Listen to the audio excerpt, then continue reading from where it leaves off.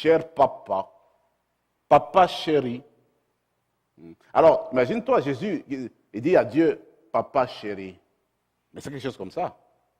Alors, quand tu regardes cette terminologie-là, tu ne le trouves nulle part ailleurs dans l'Ancien Testament parce que le terme qu'on voulait exprimer dans l'Ancien Testament, c'est surtout le terme qui montre que Dieu est un autre être. Il faut le respecter. Mais maintenant, quand tu appelles Dieu comme un petit enfant, comme le fait les petits enfants qui appellent leur père papa chéri, Abba, c'est quoi ça cette affaire? Hein? Alors, Jésus a apporté quelque chose de nouveau. Et beaucoup de spécialistes disent, si vraiment tu veux t'attacher à un mot et sûr 100% qu'il vient de Jésus, c'est le terme Abba. Personne ne pouvait appeler Dieu Abba. C'est inimaginable, inconcevable. Alors lui, c'est comme quand nous prions maintenant. Qui a déjà dit aujourd'hui, quand il prie, ah papa chéri, qui a déjà fait ça? La même chose, voyez-vous, hein? Donc, pour dire que le Seigneur voudrait nous dire, il voudrait montrer qu'il avait une relation spéciale, il y avait une relation spéciale entre lui, le Fils, et le Père. Qu'il entrait facilement dans la relation de communion avec son Père, qu'il pouvait facilement ouvrir son cœur au Père et comprendre ce que son Père désire et facilement entrer dans son intimité. Il dit Abba. Voilà pour comment il s'exprime. D'ailleurs, ce terme a été gardé dans quelques textes du Nouveau Testament. Il n'est pas partout, mais dans quelques textes comme celui-ci, par exemple, Marc 14. Alors, verset 36. Et puis tu trouves aussi ce texte chez les Galates. Comme tu le trouves chez les Galates, vous vous rappelez ce texte, ce beau texte que Paul dit, écoutez, dans le temps qui fut le dernier, eh bien, Dieu a envoyé son Fils qui est venu dans le monde, et puis son Fils nous a donné son Esprit, l'Esprit qui est en nous, qui écrit « Abba, Père ». C'est le thème, la terminologie qui est venue de notre Seigneur. Alors d'ailleurs, selon les calculs, juste pour se faire une idée, on dit que si tu comptes, par exemple, dans toute la Bible, dans l'Ancien Testament et toute la Bible, tu peux te rendre compte que la Bible ne parle que de l'Ancien Testament. 14 fois le terme Père, pas le terme Abba, le terme Père. 14 fois. Mais tu vois dans le Nouveau Testament, plus de 400 fois. Mais tu vois dans la bouche de Jésus, c'est plus de 170 fois où il dit Abba, Abba. Alors on voit que c'était un terme préféré de notre Seigneur. En fait, il parle d'une paternité. Et la paternité qui ressort de l'Ancien Testament, ce n'est pas comme telle une paternité masochiste. C'est curieux de voir que la paternité de l'Ancien Testament a des qualités féminines. C'est une paternité qui est miséricordieuse. C'est une paternité qui est affectueuse. C'est une paternité qui s'exprime à la manière des êtres qui sont très affectueux. C'est une paternité qui est protectrice. C'est une paternité qui est à l'origine de la création, qui est à l'origine de l'enfantement. Alors tu trouves ce texte-là magnifique. Par exemple, quand tu regardes dans Jérémie chapitre 3, verset 19, voici ce qui est dit. Je disais, comment te mettrais-je parmi mes enfants et te donnerais-je un pays de délices, un héritage, le plus bel ornement des nations? Je disais, tu m'appelleras mon Père et tu ne te détourneras pas de moi. Il y a un autre texte qui est très beau dans l'Ancien Testament, qui est de Osée 11, qui est très bien présenté. Et je vais vous lire seulement le début. Quand Israël était jeune, on connaît beaucoup, je l'aimais. Alors il dit à peu près ceci. Quand Israël était jeune, je l'aimais beaucoup. Je l'ai appelé de l'Égypte. J'ai appelé mon fils de l'Égypte quand ils étaient esclaves. Et je le fais venir. Mais lui, mon fils Israël, eh bien, il a commencé à adorer les dieux Baal. Il m'a abandonné. Il est parti vers les autres dieux. Mais moi, je continue à l'attendre, je continue à l'aimer, Israël. Voyez-vous, il y a une affection paternelle qui se dégage là.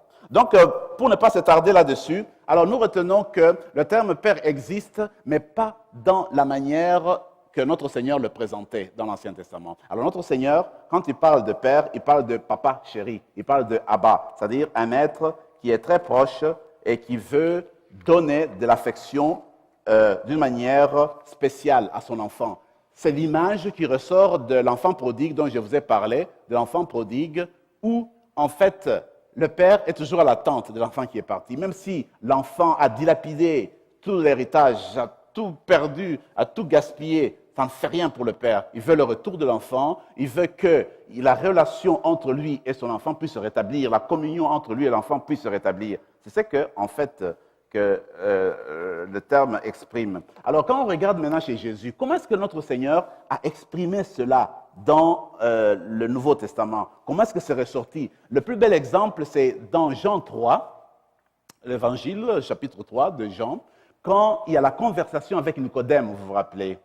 Alors, dans la conversation avec Nicodème, il y a cette belle image du serpent d'airain qui sort au désert. Quand les Israélites étaient au désert, ils étaient mordus par des serpents. Alors, Moïse, avec la recommandation de Dieu, eh bien, il s'est fait un serpent de cuivre, un serpent d'airain. Alors, ceux qui étaient mordus, ils levaient les yeux, regardaient le serpent d'airain et ils en étaient guéris.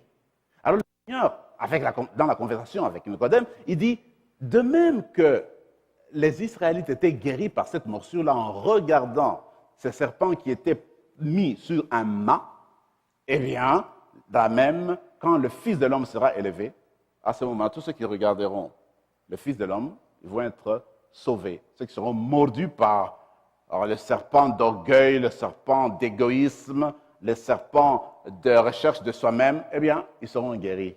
Eh bien, cet exemple-là, le Seigneur continue, il dit, voilà pourquoi le Père a envoyé son Fils dans le monde, non pas pour juger le monde, non pas pour condamner le monde, mais pour que le monde soit sauvé par lui.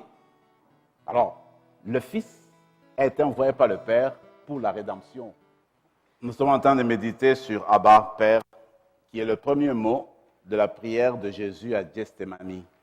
Il appelle Dieu Abba parce que Dieu est intime à lui. Jésus est le Fils de Dieu.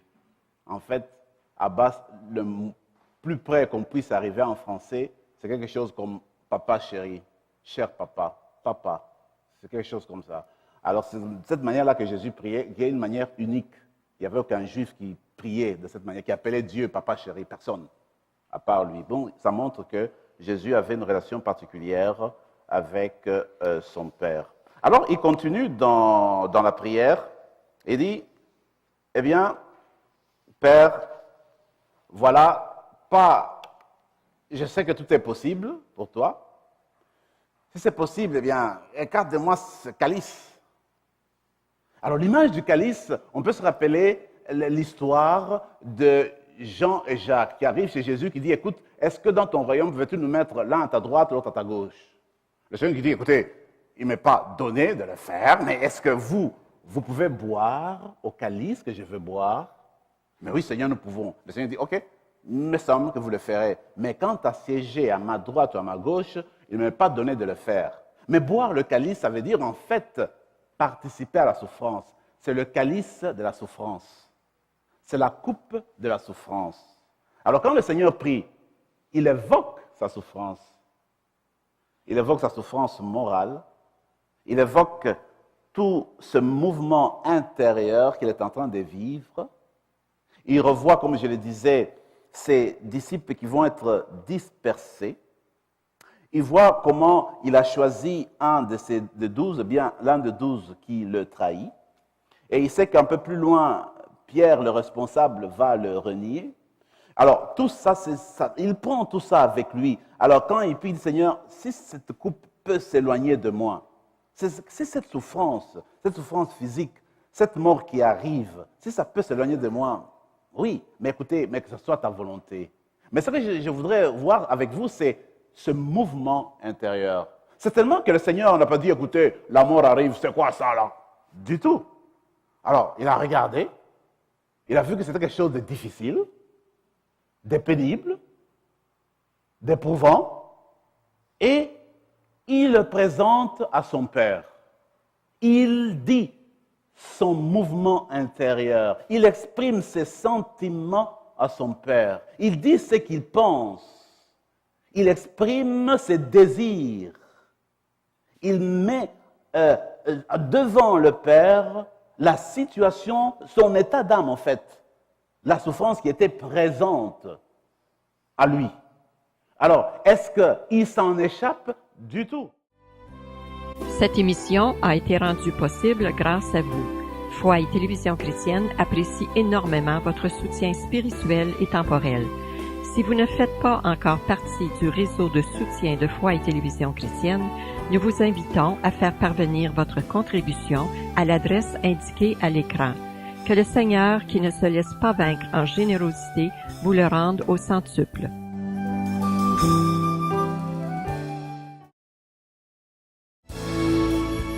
Une consolation éternelle et une bonne espérance. Dans cette nouvelle série, l'abbé Daniel Berniquet, vicaire épiscopal, encourage à choisir et à semer largement dans l'espérance, ce qui demande un surcroît de foi. Ce n'est pas refuser de faire face aux problèmes, mais c'est choisir de faire confiance.